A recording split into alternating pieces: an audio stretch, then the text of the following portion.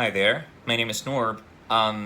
Actually, it's Norberto, but it's hard to pronounce it in English. And well, there is Norbert, but I don't really like that. So Americans just generally go with Norb.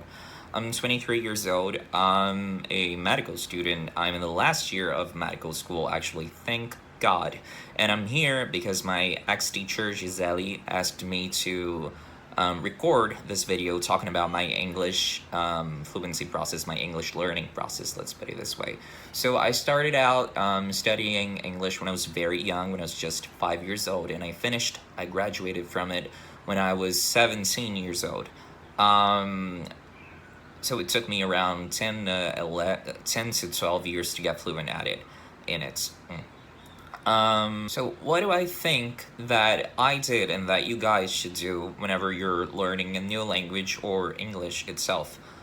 It's something that we don't really get to know in English or language schools because they don't teach us that, but it's very important to understand the sounds of a language. What I mean is that you don't have to have this perfect accent. You don't have to sound like like an American native speaker of English, or like an English native speaker of English, or like a Scottish person or whatever.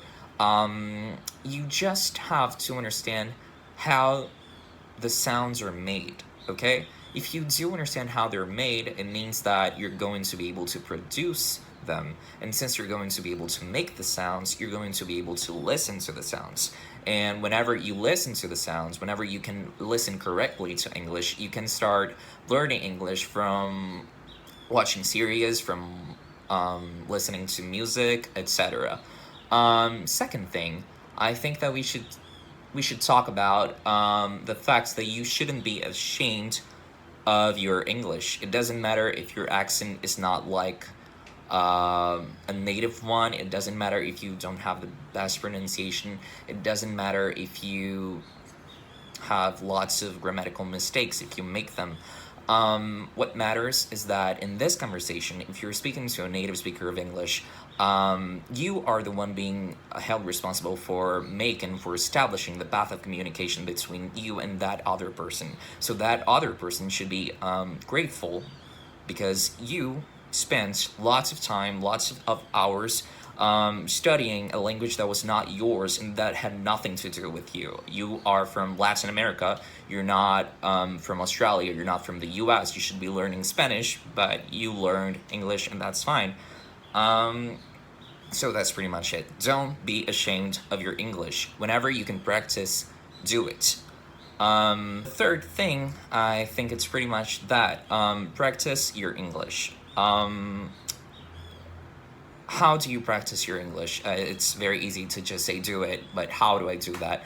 I used to do that by going on Skype. There was this website, the Community Exchange, that was hosted by Skype, and they used to have these groups in which you could enter, and you guys would speak English all day, all night. It's awesome because it's not only made by native speakers.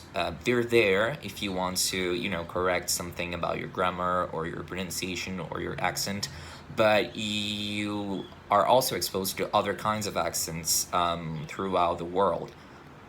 Fourth question that lots of people ask me, and when I mean lots of people, they're pretty much my 20 friends in life. It's, do you need to go abroad to learn English or any new language? And I would say no. I've never been to an English-speaking country. I have had some privileges when it comes to English because I was able to study it formally and properly in a very good school, which was CAA. And I had the best teachers. One of them was Gyselle. And I also had access to lots of materials as well. But if your question is, do you have to go abroad, then I can tell you no. I've never been to an English-speaking country, and I think of myself as a person who's fluent in English. And that was pretty much it. Thank you so much for watching. Please do subscribe to Gyselle's channel, and have fun.